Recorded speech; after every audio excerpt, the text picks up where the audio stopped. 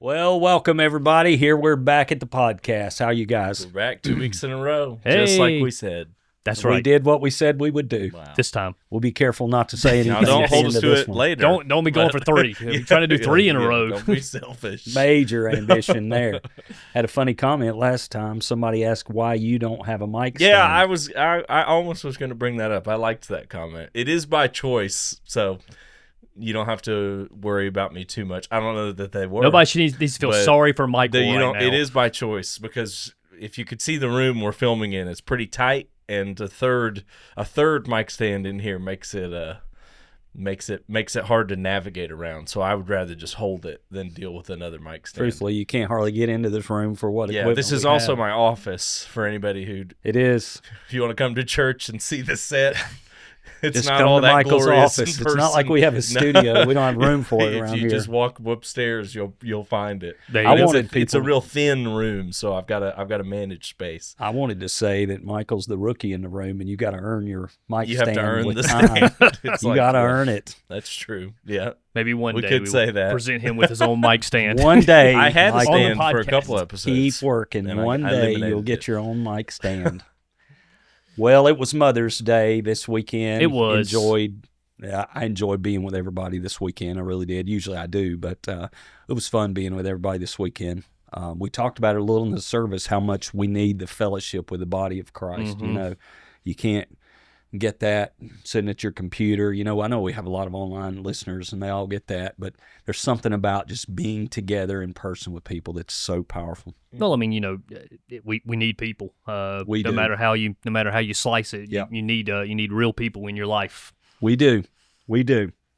So using that and talking about So joy, that's about it. yeah. Well, hope you enjoyed the podcast today, guys. It's the Mother's Day recap. Felt like there was a really fast of lull this. right there. Yeah, it was okay. Let's talk about the bundt cake flavors again. I did not eat a bundt cake. I want that on record. I didn't eat one. I didn't either. It's the first time ever on Mother's Day that I didn't eat about 2 of them, but I did not have one. Good for you. Not to shame everybody else, but If you ate one, evidently. I definitely ate one. I've had plenty of sugar trouble here lately, so I'm just Yep. couldn't do it. No, the bundt cakes have kind of become that almost an expectation around here. I think if we ever did make the decision to go away from bundt cakes, we might get a riot I on know, our yeah. hands. Have we really done it for 9 years? No, You it's said? It not feels been for that 9 way. years. Oh, way to go. Evidently, it got bigger every service. I though. heard that. More Way years to go, every guys. service. I was over at West, and he said 9 years, and I'm like, it's really been that long? And I asked Chris in the back. He was standing in the back. He's like, it's been at least 5 or 6. I Yeah. said, oh, all right. Yeah. Maybe could not Great go way like to start 9. the podcast, fellas, contradicting stuff I said yesterday. Just trying to bring some It authenticity. felt like about eight or 9 years. The to me. first year we did it was 2020 when we did when we had COVID and we did so the drive-through. 6th year. Yeah, Yeah. so we did Okay. the drive. I We had do to do the love- drive-through Mother's Not Day far that off. year. I do love the confidence to just throw out a number like that. They're really inspiring confidence in my It takes- preaching it right takes a now for level of everybody. confidence. Yeah, people Hey, like, listen, yeah. everybody fudges numbers. I didn't say messes up. 8 exactly. I said about, You said right? 9. You said 9. I said about, About 9. 9 years. Yeah. Okay, about. Okay. yeah. means Well, that- yeah. In the scale And of I was time, only, what, Yeah. 30% off, something Yeah. in like the that? scale of time. No, quarter, it's not a 25% lot. off. It's not a lot of time. It's just 3 years. Yeah, 25% off is not bad. Everybody, But I think people like the bundt cakes. Everybody needs some regardless of grace. how many years we've been doing it. People enjoy the Yes. bundt cakes. We give, if you don't know, we get these, the nothing bundt cakes, Mm-hmm. which are fantastic. How many did we get this year? 1,400. Yeah. We gave away 1,400 bundt Lot cakes of cakes. yesterday. Yep. We give them to the moms, and then all the ladies basically get one. Yep. And I saw a few guys sneaking out with one. Well, I mean, you know, they're giving them to their moms who weren't here. I think they ate them on the way home, is what I think have they- had a I request. ate them at church. I ate it as I was tearing down. I had a request that we should start handing out forks along with the bundt cakes so they can be eaten Immediately. immediately. They are that good. They I feel really like are. we. I found a fork, but continue. I feel like this podcast should be sponsored by. No, I feel like I want to start to say we did try to not do it 1 year. We thought about it. We didn't actually We do thought it. about it, Yep. and we got quite a strong reaction just thinking about it. Just amongst the staff. The staff said, "Bring the cakes." But no, it's really it's a nice thing. I think for the most part everybody enjoys it, and it's really just a small gift to be able to give away to the ladies here in honor of Mother's Day. Yeah, you can't do enough for your moms. No, definitely Yeah. not. You cannot. We typically do the beef jerky for the Father's Day. Yeah. But if anybody has any ideas for what we should give away for Father's Day, let us know. I had about 5 dads that came to me yesterday, said, I can't wait for my beef sticks. Okay, so maybe, I don't know if the beef sticks are as ingrained yet. We do But- tie up a bundle of about 5 different flavors of beef jerky. Yeah. for Beef the jerky guys. bouquet. I don't know who come up with bouquet. I don't for know beef either, jerky. but I that like doesn't saying sound that's very what it's called Father's now. Day to me. Okay, well, But we tried to do bacon. We tried at one point Yeah. to do flavored bacon and package it up, but that was just a logistical I don't nightmare. remember we did that. donuts with bacon bits on it one year, Yeah, I too. remember that. Yeah, that didn't go over as No, well as it I did thought not. it would. I It did remember not. that. Yep. The beef jerky has gone well. Yep. So, yeah. Coming soon to all dads. Yeah. Or give us your ideas. Yeah, or give us your ideas if Maybe you got a there's a good good one. idea out there. Bring it. Joy from jail. Yes. Yeah, we're going to talk about the sermon now. Mhm. Philippians chapter 2. First Yeah. part of it, anyways. Yeah. Really good. I Gave enjoyed us the acronym for joy that you shared with us: Jesus, others, and yourself. Getting joy by being willing and having a heart to serve others. I like that acronym. I've heard it take a lot of knocks because people say Jesus first, others second, yourself last. Something about that yourself last doesn't ring with me. Mm-hmm. I've seen people try to do that, and the classic idea in my mind or illustration would be the caregiver who's always serving other people Right. and just burns himself out by never taking care of themselves. I mean, you've got a body, you've got a heart, you got emotions, you got a spirit. You got to take care of that. Yep. So you should not be last all the time. But it's the perspective, I think, that brings joy. Obviously, Jesus first. There's no question about that. But then Paul says it explicitly in the passage, prefer others over yourself. Yeah. Think of others first. And what I've found time and time again, and I struggle with this, I talked about it. I can be a selfish person. What I found time and time again, when I just get that perspective of how can I be a blessing today? How can I serve others today? There's just an incredible joy by it. Comes out of it. Yeah, absolutely.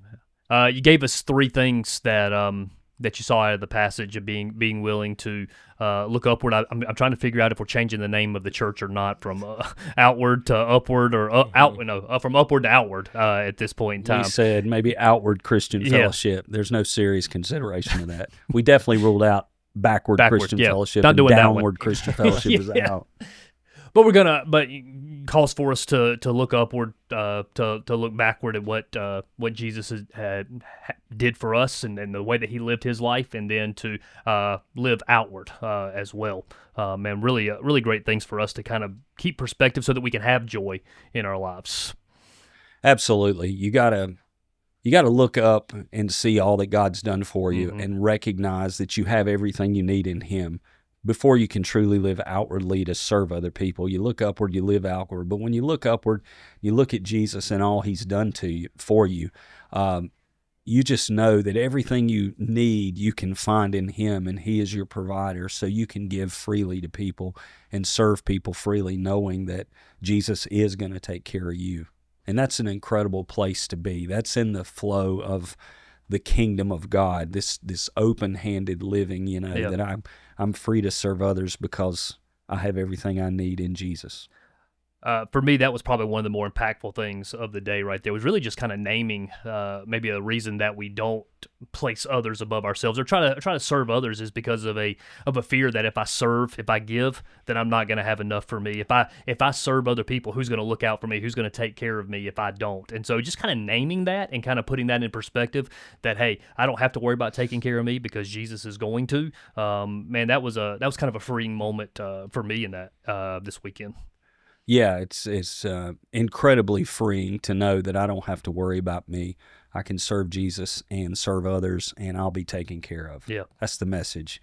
We talked about looking backward at what Jesus actually did for us, how he lived his life, and he had it all. He gave it all up for us, and then God handed it all right back to him.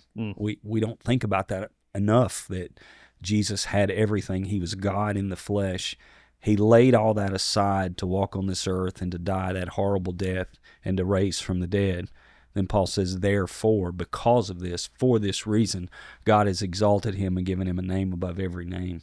And it's incredible that God gave all that back to him, and we were saved as a result of it. So anytime we may have something, we surrender it to the Lord in the service of others, we get it back and others get blessed. And that's just how the kingdom multiplies and grows all the time.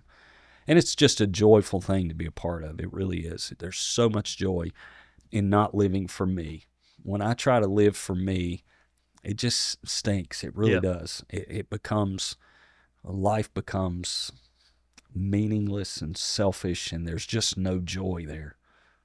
Yeah, I think there's something mentally too that happens when you serve other people, that it also ministers to you. And especially, if we're the church, we're supposed to be the church. We're kind of one body of a bunch of people coming together. So when we serve each other, in a way, it's also serving and blessing ourselves as a church body. And there's something mentally that happens there that changes your perspective on, and sometimes you need to just get out and serve somebody else. Maybe even before you feel, no, don't burn yourself out, but maybe even before you feel so great about yourself. And I just think getting out there and serving others changes your perspective on yourself more than you think it would. It's not the only blessing that comes out of that isn't just the blessing that you're giving to other people by the serving. You're also receiving blessing when you serve others, and it's hard to explain that until you've kind of done it. There's nothing really that logical that makes sense about that. Sure. Like, because you're giving up time, you're giving up energy, you're oftentimes not getting anything like physical or practical in return. But there's kind of a spiritual and maybe even mental exchange of blessing there when you serve others. There is so much joy in just loving other people and following Jesus on this great adventure of, what do you have for me today? Mm-hmm. I'll tell you a story that I just got up this morning. I was in prayer this morning. I was doing some study this morning, life journaling and all that kind of thing. And on my way here, I was reminded of my elementary school principal, wonderful man, Mr. Harrison. I went to Wahlberg Elementary School in Wahlberg, North Carolina. Mr. Harrison was the principal. He was just a wonderful man. And he'd been in the hospital recently, and my dad knows him still, and my dad sent me his number, and I have not talked to Mr. Harrison in 50 years. So I got his number. I just felt impressed by the Holy Spirit this morning. Just call him and tell him how much you love him and appreciate him. So I wrangled his number, and I called him on the way here, and he answered the phone, and he was like, "Oh, Andy, it's so good to hear from you." And it's been 50 years. And we talked, and we had such incredible joy. And he ministered to me. I prayed for him. I told him this funny story. My first day in public school, we were in first grade class, and I've always, in that day anyway, I was pretty much a talker early on. And I went to church with Mr. Harrison, the principal, so I knew him outside of school, right? Okay. So we go in my first grade class, teacher's Miss Sexton, and Mr. Harrison comes in, the principal, and Miss Sexton says, does anybody know who this is? So I pop up. His name's Patrick Harrison. Everybody called him Pat. I said, yeah, that's Pat Harrison. I know him. Well, when he left, Miss Sexton pulled me aside and said, his name is not Pat Harrison. It's Mr. Harrison. She was a sweet lady and a good teacher. She was teaching me respect. She said, his name is Mr. Harrison, so you're going to go sit outside in your chair at the hallway until you learn to call him Mr. Harrison. So my very first day of public school, I'm sitting out in the hallway. That's my introduction. Oh, my goodness. Just for saying about my friend Pat Harrison. He had never heard that story. 50 years later, wow. I asked for Pat Harrison, and I said I was a little scared to say that, Mr. Harrison, and I told him the story, and he laughed, and we had a good laugh together. He said, Andy, I want to tell you something. You have my blessing anytime to call me Pat. And I thought, 50 years later, redemption, 50 years later. Yeah. So I don't know. I just want to tell that story, but I think it fits in.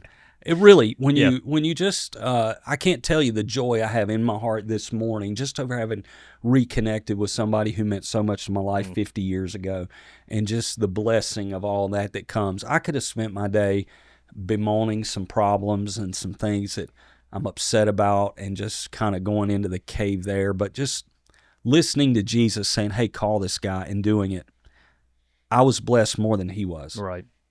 That's good. Or equally as much at least. Yeah. I mean, just turning the focus outward. It's like I said about churches, one of the incredible things I see in Henderson County among many of the churches, I can't speak for all of them, but many of them that I'm in contact with, that God is just erasing this idea of it being about one church or about another church. It's about us together and what we can do together for the kingdom and partnering with our community, you know. And I just thought it was incredible. Yeah. I saw a post yesterday from First Baptist, and I was so blessed by that. I don't know. They had something was going on in the city. There was a bike ride or something downtown this weekend, and nobody knew what was going on. And it turns out a lot of people parked in First Baptist parking lot, and they had like a funeral or something going on. And they posted saying how some of the city officials came out and helped cooperate with them together and make all that flow. And I'm not... Things happen like that when you're in a big town, in a busy city. Well, it's a small town, but busy right there. Things just going on. And I ran into Jeff Miller yesterday, who was part of that, and he went out and helped and all. And I just ran into him, and we talked, and I thought how beautiful it is that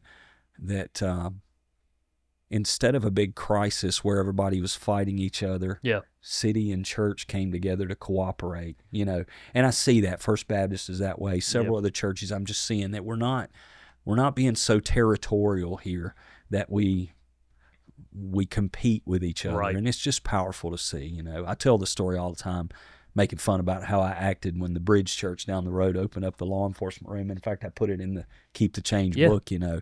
And that story has impacted a whole lot of pastors and a whole lot of people, because I think in our hearts we often get competitive and think that the dreams, we own them, but we don't own God's dreams. We're just stewards of them. It's really good. Tremendous power in just laying down all your agenda and just serving people from a pure heart. Well, I mean, it kind of frees you to... If I don't have to own it, then I don't have to try to figure out how to make it all happen either. You know, I can let God lead and see what happens. You know, and I'm serving Jesus down here day by day. I don't have to figure out where everything's going. Sure. You know, I mentioned this yesterday. We talked about the end times just a little bit. Right. And I don't know if I made people happy or sad or what. I know some people really get into prophecy and figuring out this piece and that piece of the puzzle and how it all fits together. I've never been one. I'm aware of the theories, and I read that stuff too and study it, but I've never been one to put my whole hope in a chart or in a certain view of the end times. I just said yesterday that my theology is be ready, serve Jesus, and be ready for what comes, because his kingdom's here. Yep. And his kingdom's coming at the same time, so be ready. That's good. Really good. Yep. Good times. Totally. Good times. Well, it's been good to be with y'all. Hope to be back next week. That's the plan. The plan is to be right here next week. Thanks for listening always to the podcast. See y'all next time. Bye.